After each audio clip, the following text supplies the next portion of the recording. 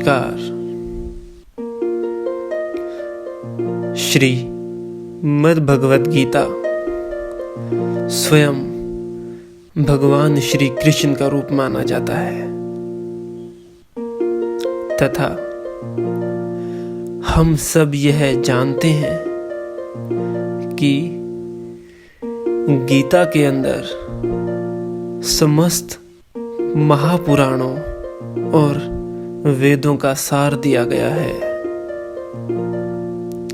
तथा इस संसार में ऐसी कोई भी समस्या या ऐसी कोई भी व्यक्ति या वस्तु नहीं है जिसका उपाय या जिसके बारे में श्रीमद् भगवत गीता ना बताता हो।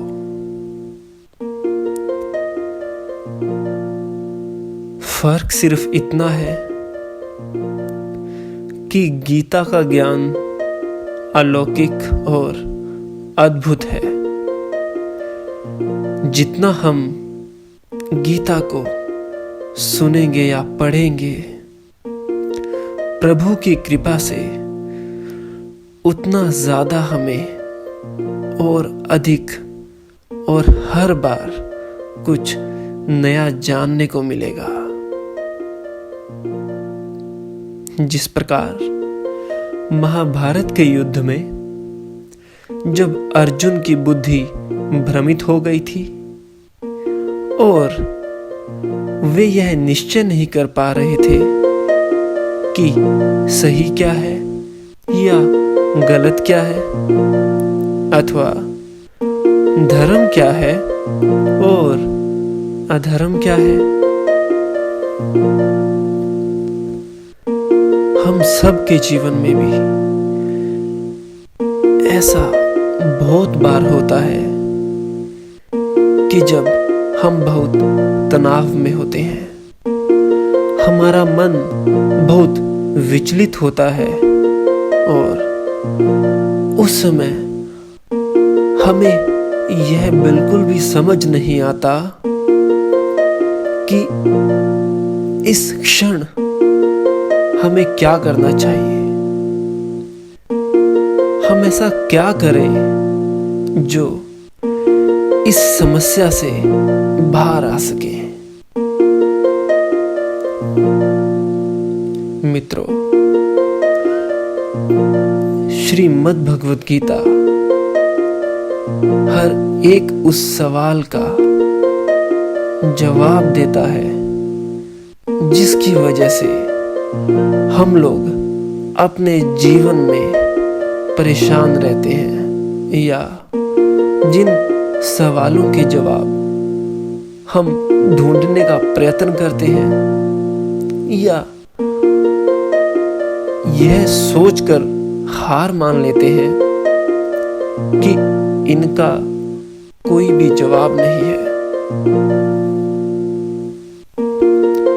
तो भगवान श्री कृष्ण की कृपा से आइए आज हम प्रारंभ करते हैं श्री मद् भगवत गीता का प्रथम अध्याय। और मेरा विश्वास है कि प्रभु की कृपा से हम सब यदि अपने जीवन में हर रोज गीता के अध्यायों को सुनेंगे या पढ़ेंगे तो हम वो सब कुछ हासिल कर सकते हैं जो हम करना चाहते हैं और हमें कभी भी किसी भी प्रकार का कष्ट नहीं होगा। आइए प्रारंभ करते हैं प्रथम अध्याय। धृतराष्ट्र बोले, हे संजय, धर्म भूमि कुरुक्षेत्र में एकत्रित युद्ध की इच्छा वाले मेरे और पांडु के पुत्रों ने क्या किया। इस पर संजय बोले, उस समय राजा दुर्योधन ने व्यूह रचना युक्त पांडवों की सेना को देखकर और द्रोणाचार्य के पास जाकर यह वचन कहा, हे आचार्य, आपके बुद्धिमान शिष्य द्रुपद पुत्र धृष्टद्युम्न द्वारा व्यूहाकार खड़ी हुई पांडु पुत्रों की इस भारी सेना को देखिए। इस सेना में बड़े बड़े धनुषों वाले तथा युद्ध में भीम और अर्जुन के समान शूरवीर सात्यकी और विराट तथा महारथी राजा द्रुपद, दृष्टकेतु और चेकितान तथा बलवान काशीराज, पुरजित, कुंतीभोज और मनुष्यों में श्रेष्ठ शब्य, पराक्रमी युधामन्यु तथा बलवान उत्तमोजा, सुभद्रा पुत्र अभिमन्यु एवं द्रौपदी के पांचों पुत्र, ये सभी महारथी हैं। हे ब्राह्मण श्रेष्ठ, अपने पक्ष में भी जो प्रधान हैं उनको आप समझ लीजिए। आपकी जानकारी के लिए मेरी सेना के जो जो सेनापति हैं उनको बतलाता हूं। एक तो स्वयं आप द्रोणाचार्य और पितामह भीष्म तथा कर्ण और संग्राम विजयी कृपाचार्य तथा वैसे ही अश्वत्थामा, विकर्ण और सोमदत्त का पुत्र भूरिश्रवा और मेरे लिए जीवन की आशा त्याग देने वाले बहुत से शूरवीर, अनेक प्रकार के शस्त्रों से सुसज्जित और सब के सब युद्ध में चतुर हैं और भीष्म पितामह द्वारा रक्षित हमारी वह सेना सब प्रकार से अजेय है और भीम द्वारा रक्षित इन लोगों की यह सेना जीतने में सुगम है।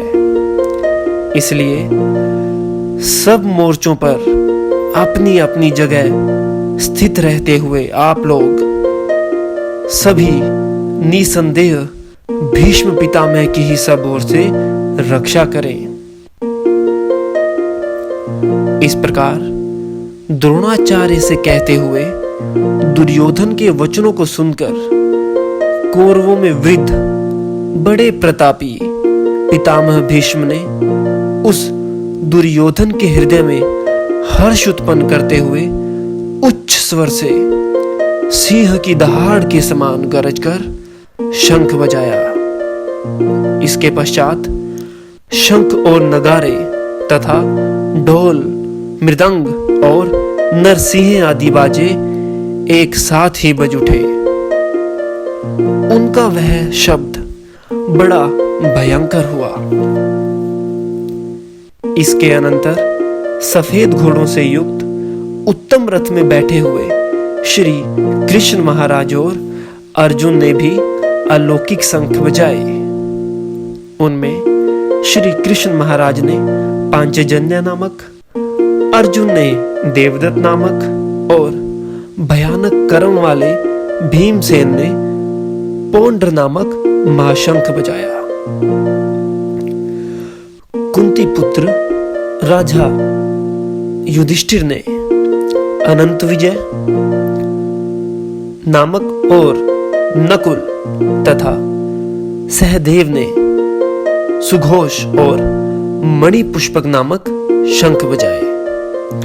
श्रेष्ठ धनुष वाले काशीराज और महारथी शिखंडी एवं धृष्टद्युम्न तथा राजा विराट और अजेय सात्यकी, राजा द्रुपद एवं द्रौपदी के पांचों पुत्र और बड़ी भुजा वाले सुभद्रा पुत्र अभिमन्यु, इन सभी ने हे राजन सब ओर से अलग अलग शंख बजाए और उस भयानक शब्द ने आकाश, और पृथ्वी को भी गुंजाते हुए धृतराष्ट्रों के यानी आपके पक्ष वालों के हृदय विदीर्ण कर दिए।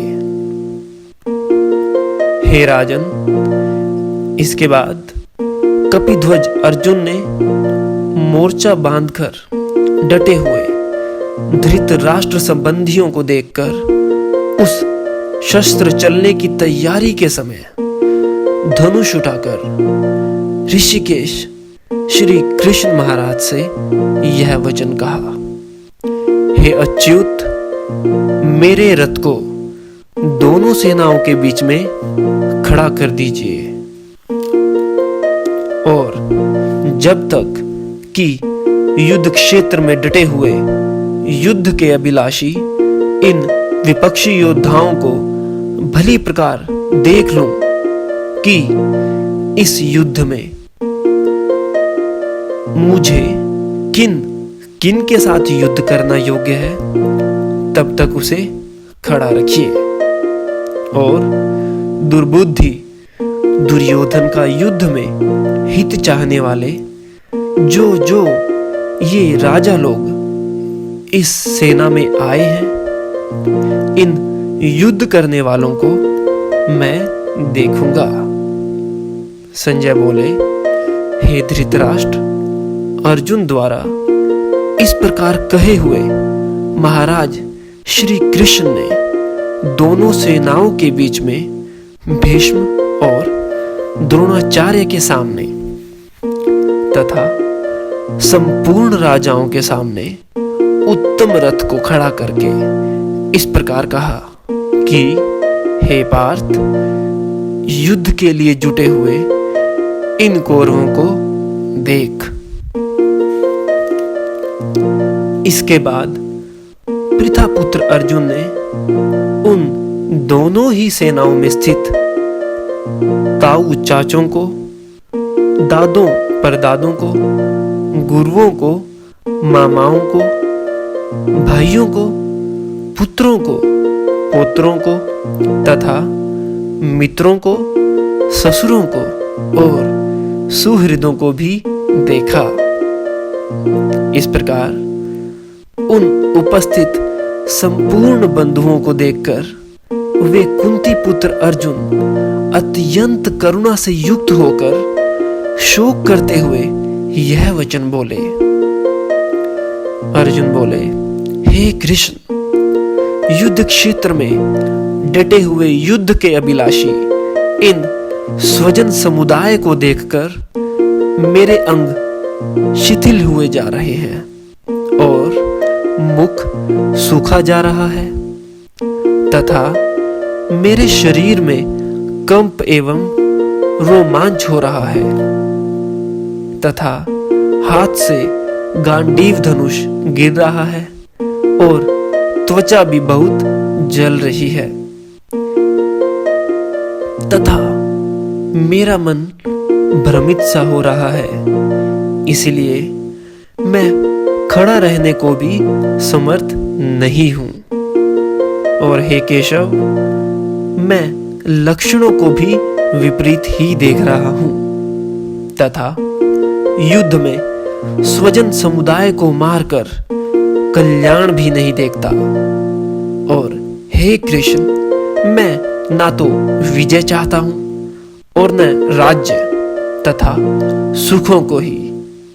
हे गोविंद, हमें ऐसे राज्य से क्या प्रयोजन है अथवा ऐसे भोगों से और जीवन से भी क्या लाभ है, क्योंकि हमें जिनके लिए राज्य, भोग और सुख आदि अभिष्ट हैं, वे ही ये सब धन और जीवन की आशा को त्याग कर युद्ध में खड़े हैं। जो कि गुरुजन, ताऊ चाचे, लड़के और उसी प्रकार दादे, मामे, ससुर, पौत्र, साले तथा और भी संबंधी लोग हैं। इसीलिए हे मधुसूदन, मुझे मारने पर भी अथवा तीनों लोगों के राज्य के लिए भी मैं इन सब को मारना नहीं चाहता। फिर पृथ्वी के लिए तो कहना ही क्या। हे जनार्दन, धृतराष्ट्र के पुत्रों को मारकर हमें क्या प्रसन्नता होगी? इन आताताइयों को मारकर तो हमें पाप ही लगेगा। अतएव हे माधव, अपने ही बांधव धृतराष्ट्र के पुत्रों को मारने के लिए हम योग्य नहीं हैं, क्योंकि अपने ही कुटुंब को मारकर हम कैसे सुखी होंगे? यद्यपि लोभ से भ्रष्ट चित्त हुए ये लोग कुल के नाश से उत्पन्न दोष को और मित्रों से विरोध करने में पाप को नहीं देखते, तो भी हे जनार्दन, कुल के नाश से उत्पन्न दोष को जानने वाले हम लोगों को इस पाप से हटने के लिए क्यों नहीं विचार करना चाहिए? क्योंकि कुल के नाश से सनातन कुल धर्म नष्ट हो जाते हैं। धर्म के नाश हो जाने पर संपूर्ण कुल में पाप भी बहुत फैल जाता है तथा हे कृष्ण, पाप के अधिक बढ़ जाने से कुल की स्त्रियां अत्यंत दूषित हो जाती हैं और हे वार्ष्णेय, स्त्रियों के दूषित हो जाने पर वर्ण शंकर उत्पन्न होता है और वह वर्ण शंकर कुल घातियों को और कुल को नरक में ले जाने के लिए ही होता है। लुप्त हुई पिंड और जल की क्रिया वाले अर्थात श्राद्ध और तर्पण से वंचित इनके पितृलोक भी अधोगति को प्राप्त होते हैं और इन वर्ण शंकर कारक दोषों से कुल घातियों के सनातन कुल धर्म और जाति धर्म नष्ट हो जाते हैं तथा हे जनार्दन, जिनका कुल धर्म नष्ट हो गया है, ऐसे मनुष्यों का अनिश्चित काल तक नरक में वास होता है, ऐसा हम सुनते आए हैं। हाँ, शोक हम लोग बुद्धिमान होकर भी महान पाप को करने को तैयार हो गए हैं और जो राज्य और सुख लोभ से स्वजनों को मारने के लिए उद्यत हो गए हैं। यदि मुझ शस्त्र रहित एवं सामना ना करने वाले को शस्त्र हाथ में लिए हुए धृतराष्ट्र के पुत्र रण में मार डाले, तो वह मारना भी मेरे लिए अधिक कल्याणकारक होगा।